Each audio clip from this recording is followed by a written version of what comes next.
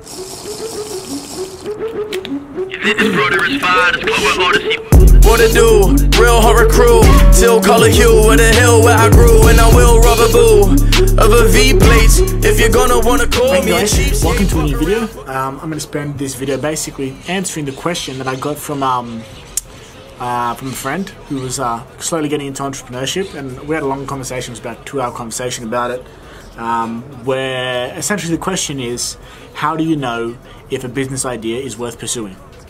And I talked for like 2-3 hours talking about stories and breaking it down, and I'm going to try and get it more succinct into about a 10-minute video about how do you know if a business idea is worth pursuing. So I'm going to break that down now. So essentially how I broke it down was essentially I broke it down into 2 parts. So the first part is personal conviction. So personal conviction is more in regards to your abilities as an entrepreneur, your abilities to make sales, to do marketing, to put together a business in general. Then the second part is the conviction you have in the business. So conviction or confidence, also a word can be used. So your personal conviction and confidence, and the confidence and conviction you have in the business. Now I'll start with the easy one, which is number 2, business conviction and confidence. Now that's an easy one. That's just business validation, right? So for example, a lot of e-commerce stores can be started and validated within a few days and easily within a week. So I'll give you an example of how I validated my first e-commerce business back in the day, about 2017. That's when I did it. And this is a really good example because this is an idea that I mulled over in my head for 2 years, okay, which really goes to speak to the effects of procrastination, basically. So I'll start with this story about this business called HTC Notes. So when I was in high school, they gave us black books like this one, right, where you would write your diary, your daily tasks, blah blah blah. They stopped doing that because they gave us we had to go buy computers, and they got rid of the black books. But I kept buying black books, and I wrote down my ideas all the time. Like I do now, I put daily stuff and write down ideas, whatever it might be. Now I have the notes for this video, for example, and the idea about what I wanted to talk about. But in year 11, when I was in year 11 in high school, I was building Facebook groups and doing affiliate marketing and selling whatever it might be through those businesses, through those Facebook groups. So I would always make an affiliate, commission. It might be 2 or 3%, usually around 1% of the sale value. It was, I was selling holidays. I was selling tutoring packages. I was selling DJ and photography packages for parties. I was selling, you name it, second-hand cars, first-hand cars, whatever. I was selling it through these Facebook groups. But I was always making a very small commission, and I wanted to start making, I wanted to sell my own products. So I wrote down the idea. I literally have it in one of my many black books. The idea for HTC Notes, just very simple online notes, because I realized I was my own customer, right?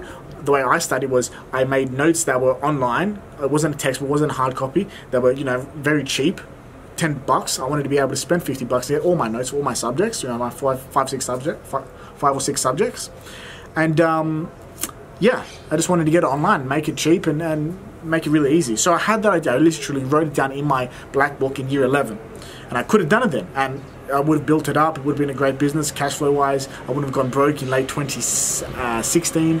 It would have been great, but I didn't. But I didn't do that. I didn't have the personal conviction, which we'll talk about later, to go ahead with it.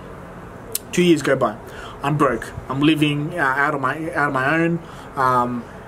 And I remember I was watching a movie. I saw my bank account was like negative 200 or something, and I needed to pay rent on the Monday, which was it was a Friday night. I realized I was broke, and on the Mondays when I needed to pay about $400 in rent, and I held the lease for the apartment, for the whole house. So if I stopped paying rent, all my housemates would if I got kicked out, they'd get kicked out. So when I told my housemate, I've run out of money, he freaked out.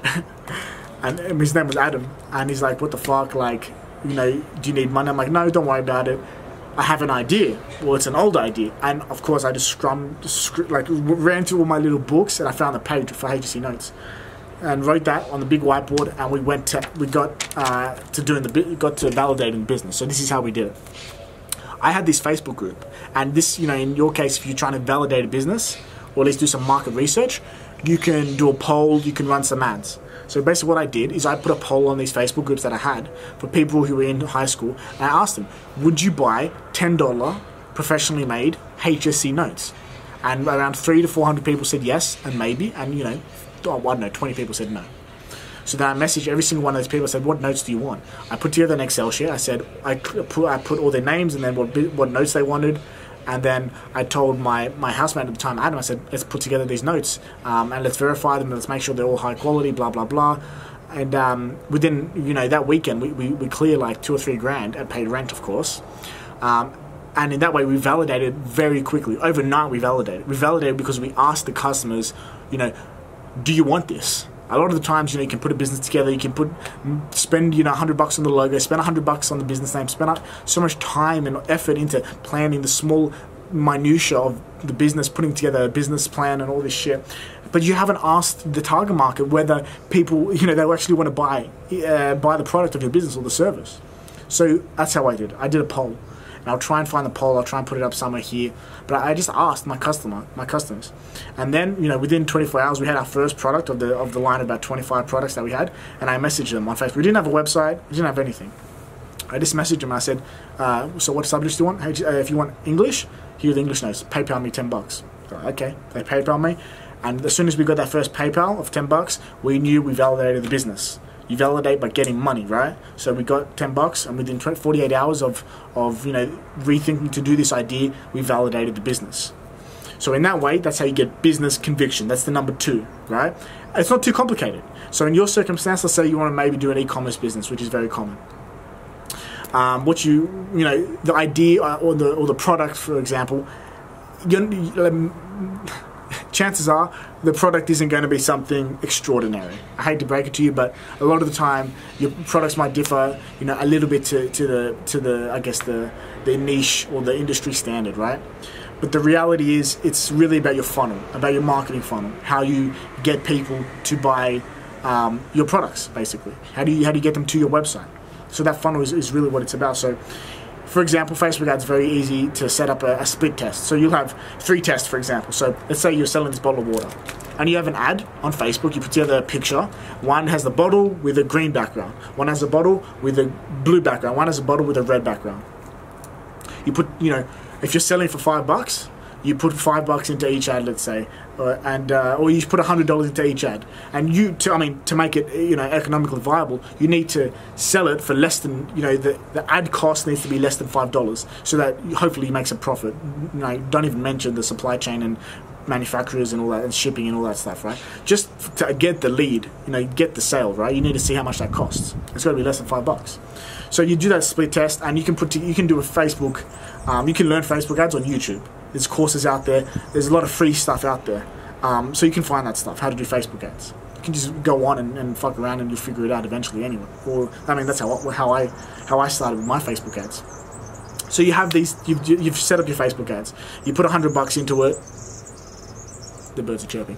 You put $100 into it, and it takes you realize, after your first day you get your first sale, but it costed $100 to sell a $5 product. That's obviously not going to work, right? So you haven't validated the business. But then you go into your split test, for example, and this is what every Facebook ad kind of campaign will do, is you find that where you had the bottle behind with a red background, for example, and you can change the sales copy, the sales title, the sales demographics and all the stuff, and just the color or the actual picture. The creative is that's an easy thing I can use as an example. It's one of many things you can do in split test. So let's say the red background, it costed $50 to get that sale, and the blue one only costed $10, and so you get rid of that split test. The red background does not work, but you saw that the green one costed only $10 to get the sale. Still not profitable, but that's better than the red one. So you axe that one as well, or maybe you do a lighter color of blue, so you can a lighter color of green. So maybe you play into the green one, but you see the blue background, it costed $5 or maybe $4, and that's getting closer to what you might need to do. So instead of red or green, you have a light blue, lighter blue, and very dark blue, right? And you see that the light blue, you can sell it for $1. It's profitable. Once you get a few sales like that, or once you get one sale, you validated the business. That's the business conviction. Now you can believe in the business. That's how you know if your business is worth pursuing, because it's profitable. That's profitable from day one, right? Now let's talk about personal conviction. This is the harder one. So this is personal confidence. This comes down to, yourself. It comes down to how you see yourself and what confidence you have in yourself. And if you're anything like me, a lot of the time, especially in the last few years, I'm an anxious, wreck. Confidence, I had no confidence when I started out. The fact that I even wrote down the idea for a business that eventually succeeded 2 years before I actually did it just goes to show I had no confidence in my abilities as an entrepreneur, let alone having the personal conviction to go and pursue an entrepreneurial career and all that stuff. No chance, right? I stumbled through it and somehow made it out at the other end. But what I think, I'll give a few examples and a few stories as to what I did to build personal conviction. But the reality is that's far more important than business conviction. So for example, eCommerce Broker is this business that I currently have. I needed to make my first sale, but I knew, these is high ticket items. These are like 50 grand sales, $500,000 sales. And that could take months.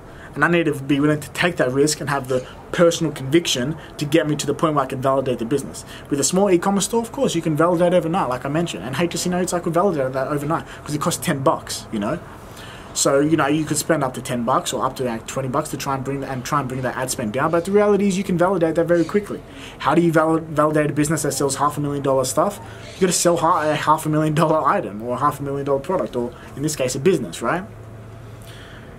And I did that. I ended up, selling, an expensive store. I'm like, okay, well, I know I validated this business now. But how did I know, 3 to 4 months ago before, when I actually officially started eCommerce Brokers, that this was the business I could back, right, and spend time on, and that I wasn't completely wasting my time.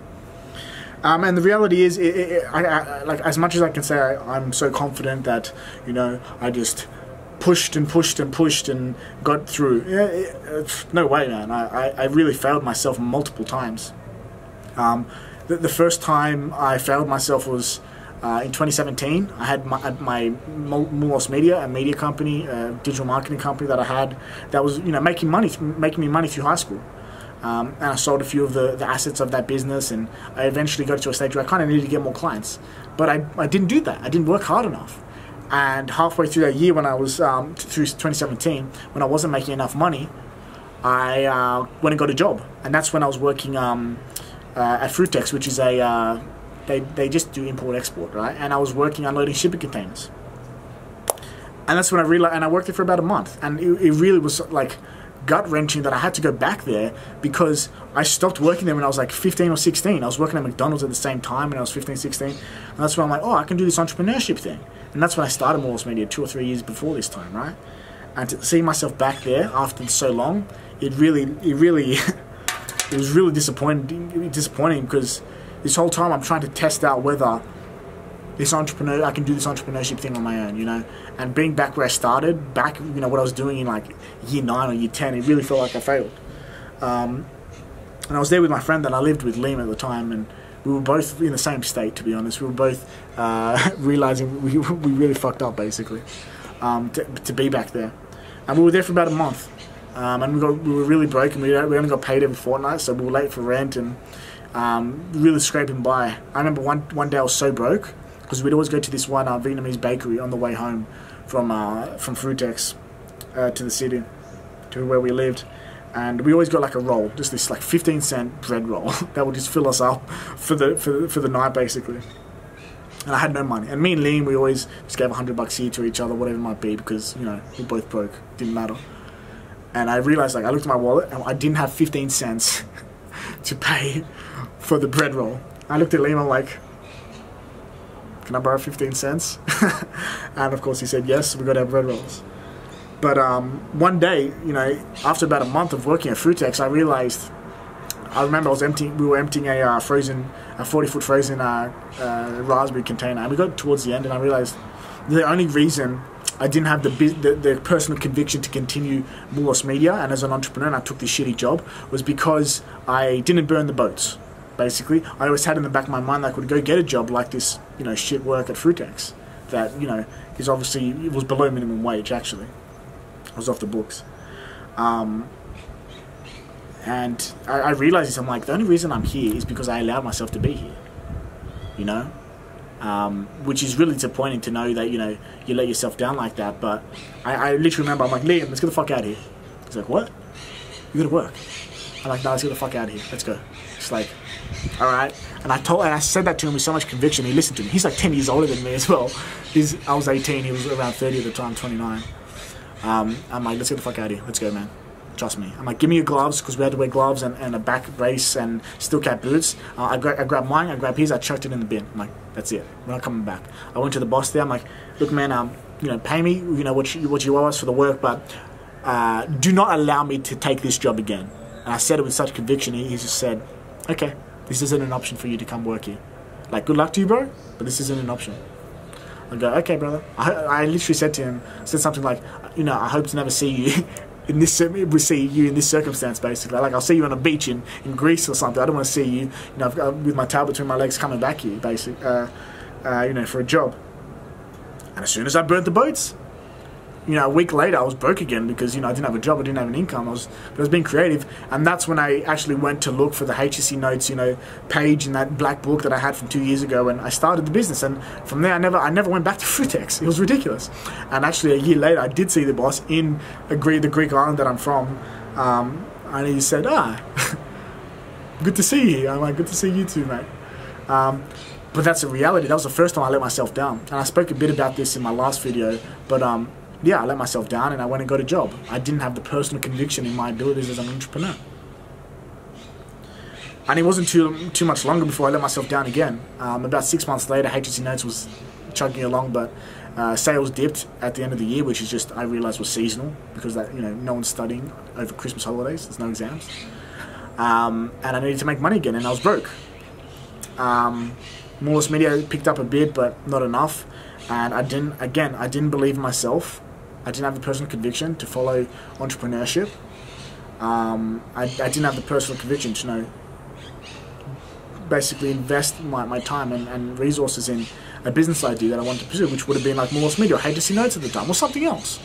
And when someone offered me a fintech job, I took it, which at the time felt like I was solving a problem of money, but I was really creating a long-term problem for myself, which is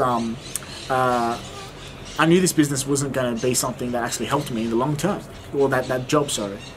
And within a month, it was a startup, and it never, we didn't even get to we didn't even launch, so it really didn't make sense. And within a month, they're like, you don't even want to work here. And the weird thing was, when I had that job, I was focusing more on my business after work hours than I ever had. Anyway, I actually got approved for a credit card for the first time during that time I had a job, because you only get a credit card if you have a job, which was a gift and a curse, but mainly a curse. Getting that credit card. And a month later I got fired, of course, because they obviously saw I didn't fit into a corporate culture.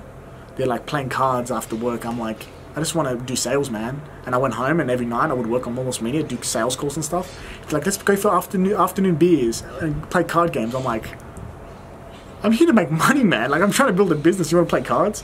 I didn't even launch the business, but that's, the startup world. That's another story, right? But I built up that, when he fired me, I remember the day he fired me. That's one of the first times I turned on the camera. I got fired, and you can always tell when you're about to get fired, and I could tell that morning. Actually, the morning I got fired is when I remember 8 AM I got my credit card approved, which meant I had a bit of track room before I hit rock bottom again. And I did save some money from the job, because it was a well-paying job, and I had that severance package of about 2 weeks, whatever it might be. And I realized I had a bit of running, a bit of a, what's it called? A bit of distance before I hit rock bottom, basically. More than I'd had in maybe a year. So, I got fired, and I just went home, and I went to the gym, and I had a coffee, and I tried to calm myself down and get some of the anxiety and, I guess the sadness and disappointment out of being fired. And I spoke to my housemate, Jared, at the time. I said, what the fuck should I do? He said, what do you want to do? I'm like, I kind of want to go travel and, focus on the businesses. And that's what I did. I finally built up the conviction to focus on HSC Notes, focus on Moreless Media, and I had the best year Moreless Media ever had that year. And I traveled Europe, I started vlogging, and it was, a great experience. And through that process, failing, giving up on myself, and then reinvesting in my, realizing my focus and building conviction and confidence in myself as an entrepreneur, I gained more and more confidence. And of course, it only took, about another year for me to get back into that hole. And towards the end of 2019, no, it was 2018, holy shit.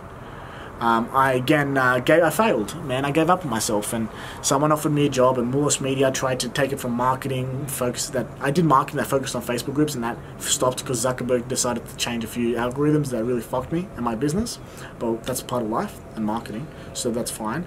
And I tried to pivot towards content creation, and it was really hard at the start. It was really, really hard at the start to find jobs and build a portfolio, and with little to no money, so it was difficult. But the weird thing is, I was building up traction towards the end of 2018, getting a few jobs, and towards early 2019. But it was hard, and I was going broke, and I was in debt. I was on my, living on my credit card, basically, which sucked, really sucked. And basically, someone offered me a job in recruitment in Japan that looked like it was a short-term fix to my debt problems and my personal finance problems. So I thought it was the solution. But deep down, I knew I was giving up on my personal, I didn't have any personal conviction as an entrepreneur to continue in Mullis Media as a content creation business. And I gave up on myself, and that's why I took the job. I took the short-term money gain, which did really suck, and it's no wonder every time I went for a job and I gave up myself, that coincided with I guess bouts of depression and high levels of anxiety. But yeah, that's the reality. I took that job, and it only took 3 or 4 months before we realized, like, the guy's like, the boss, who was a good friend of mine who really helped me out of that period actually. He's like, man, like, you don't even want to have this job, man. You're doing your best, but you don't even want it deep down. And I realized he's fucking right. I want to have my own business. I don't want to work for anyone. I can't. I've tried. Obviously, I tried, but I can't. It doesn't work, I'm not built for this corporate culture. I'm built to be the boss. And it took me, another 2 months to realize, like, I need to build my own business, and Mullis Media isn't going to work anymore. No idea, business that I had previously is going to work. I need to reinvent myself in some way. And that was the early period of realizing e-commerce brokers as a business. And the idea is sound of the business was pretty sound. It's like, yeah, you sell online businesses, kind of like a real estate agent or like a normal business broker, a standard brick and mortar business broker. It's not anything crazy, right? So validating the idea. So the number 2, which was business conviction, would of course be selling businesses. Now I've sold businesses of mine in the past, and I helped friends connect a few people as well. So I knew I had the ability to do sales. I mean, that's what all my skills are in sales, basically. And I knew I actually had some skin in the game in terms of e-commerce. I had experience with HSC Notes, and I knew a lot of e-com dudes. So in that way, I had some experience. I could get a feel of the market. And over those first few months, 2-3 months, between being in Bali in June and July and going to Europe in September, October, that's where I really formed the idea. I was doing a lot of calls with a lot of friends to get an idea of the market and whether see if there's really a place for me in the market as a broker. And there definitely was. I felt like there definitely was. But I had to validate officially by finding a seller, finding a buyer, and doing a deal, and of decent size, enough to give me enough money to survive at the very least, right? And that took a lot of time. I had to I really felt like I had to get together my personal life before I could, and to feel like I had the own confidence and conviction to do the business. For me, at the time, I was like 92 kilos. I started to lose weight. I was smoking a pack a day in Bali. I would barely go to the gym. I'd go for like 5 minutes, get a bicep pump, and leave. And I'd do it like 3 times a week. I was drinking in excess. I was partying every other day, which is very easy in Bali because it's like a party island. But I was being a degenerate. I was being a loser in my eyes.